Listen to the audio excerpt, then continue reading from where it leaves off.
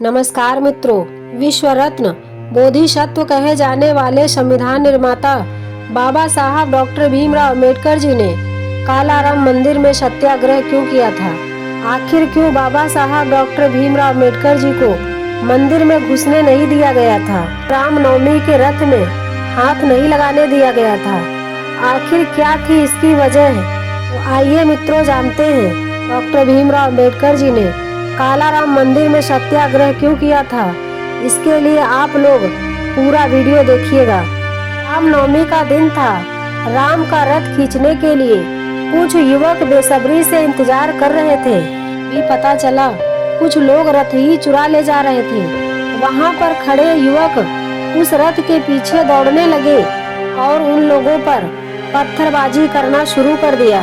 घटना लगभग 89 साल पुरानी है और बाबा साहब डॉक्टर भीमराव अंबेडकर जी युवकों के नेता के रूप में वहां खड़े थे।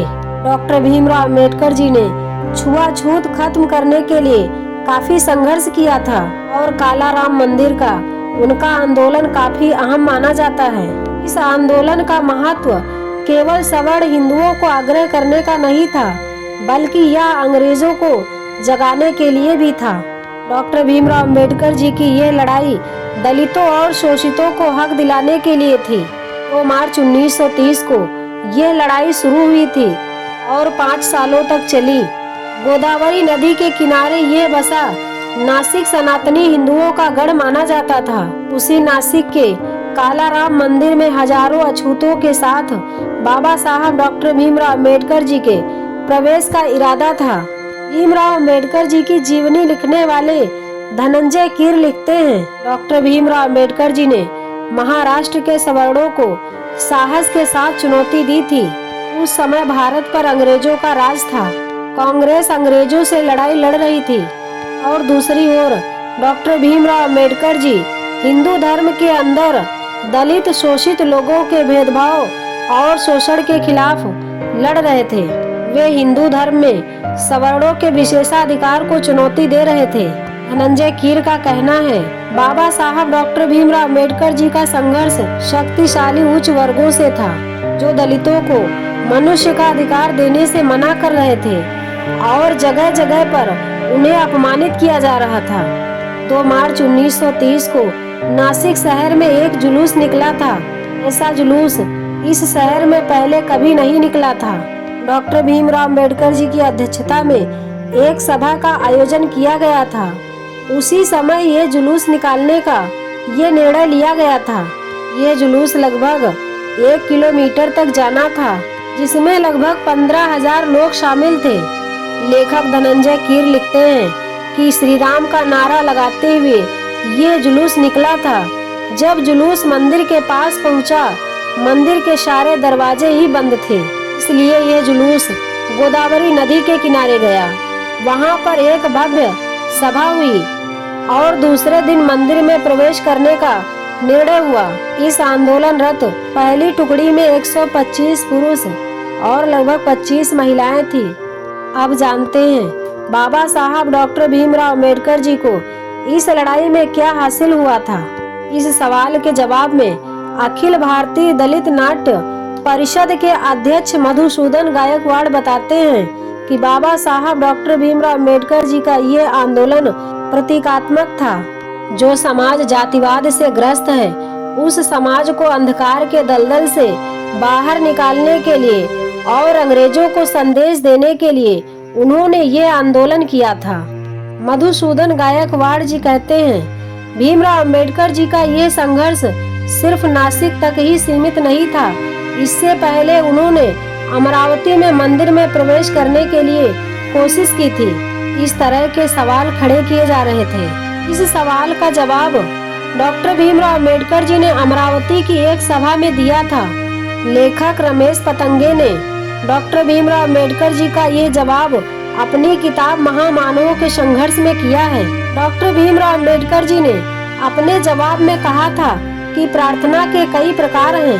साकार और निराकार दोनों तरीकों से भगवान की प्रतिश्रद्धा रखी जा सकती है, लेकिन उनको ये साबित करना था कि अछूत लोगों की वजह से कोई मंदिर अपवित्र नहीं होता है या फिर उनके छूने से किसी भी मूर्ति की महिमा कम नहीं होती है। भीमराव अम्बेडकर जी ने कहा था कि हिंदू धर्म में सभी वर्णों को समान अधिकार है। यहाँ हम किसी को अछूत नहीं मानते हैं। हिंदू धर्म में जितना योगदान ब्राह्मण में वशिष्ठ, क्षत्रिय कृष्ण, वैश्य तुकाराम, उसी तरह वाल्मीकि और रोहिदास जैसे अछूतों का भी रहा है।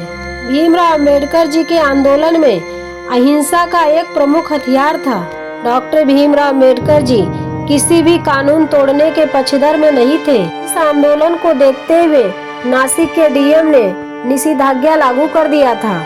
मंदिर में प्रवेश करने के लिए बाबा साहब डॉक्टर भीमराव अम्बेडकर जी ने ब्रिटिश गवर्नर से भी अनुरोध किया था, लेकिन इसका कोई भी फायदा नहीं हुआ था। इससे भीमराव अम्बेडकर जी को पूरा आंदोलन ही स्थगित करना पड़ा था। साप्ताहिक विवेक के सहायक रवि गोड़े जी कहते हैं कि समाज में बदलाव की प्रक्रिया धीरे धीरे आगे बढ़ती है। इस चीज को भीमराव अम्बेडकर जी भी अच्छी तरह से समझते थे और इसके लिए वो अलग अलग तरीकों से लड़ते भी रहे। मंदिर के प्रवेश में सामाजिक बदलावों को आगे बढ़ाने का एक छोटा सा हिस्सा था।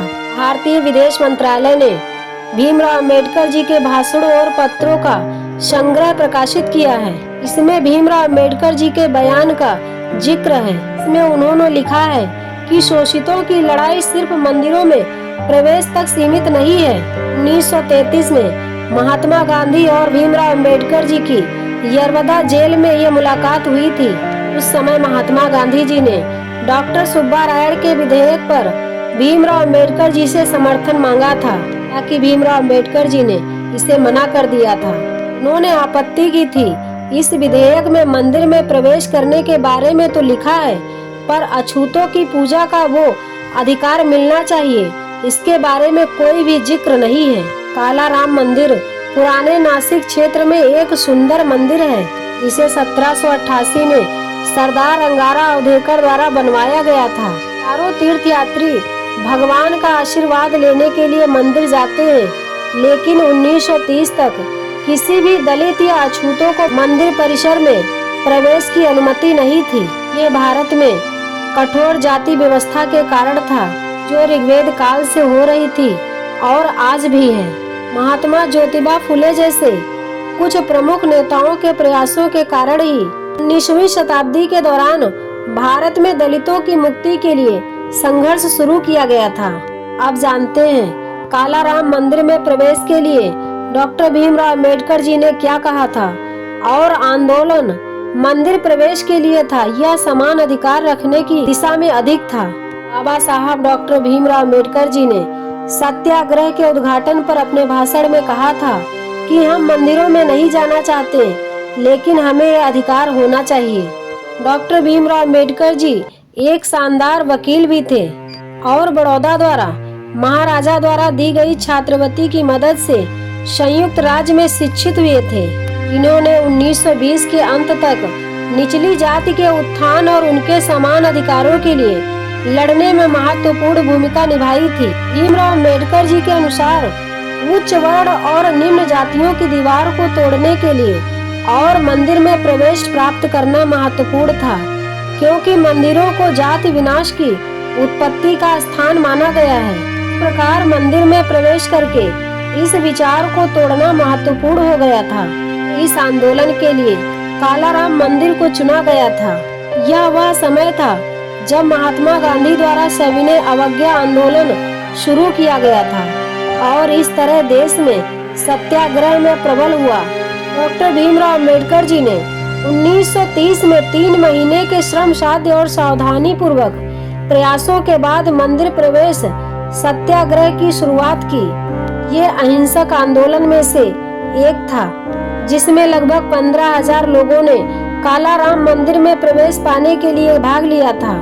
सत्याग्रही भजन गाते हुए काला राम मंदिर के सामने बैठ गए, लेकिन मुंबई पुलिस की एक मजबूत टुकड़ी ने अहिंसक सत्याग्रहियों से मुलाकात की। मुंबई पुलिस को कुछ रूढ़िवादी हिंदुओं का समर्थन प्राप्त था। ये लोग इसे अपवित्र कार्य मानते थे और उनके इस रवैये के कारण न केवल सत्याग्रहियों के साथ बल्कि आसपास के गांवों के कुछ अछूतों के साथ भी कठोर व्यवहार किया गया था। उनके बच्चों को स्कूल से बाहर निकाल दिया गया।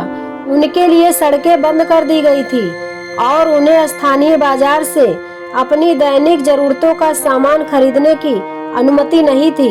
इस उकसावे के बाद डॉक्टर भीमराव अंबेडकर जी ने अपने सत्याग्रहियों पर नियंत्रण रखा और उन्हें प्रतिशोध की अनुमति नहीं दी। ये सत्याग्रह 5 साल तक चला और अंत में अछूतों के लिए मंदिर के द्वार खोल दिए गए। इस सत्याग्रह से निचली जाति के सिर से अछूत का शब्द हटाने में भी मदद की और इन्हें भी समान अधिकार मिला। मित्रों, ये हमारी वीडियो आप लोगों को कैसी लगी कमेंट कीजिएगा और हमारे चैनल को लाइक और सब्सक्राइब कीजिएगा।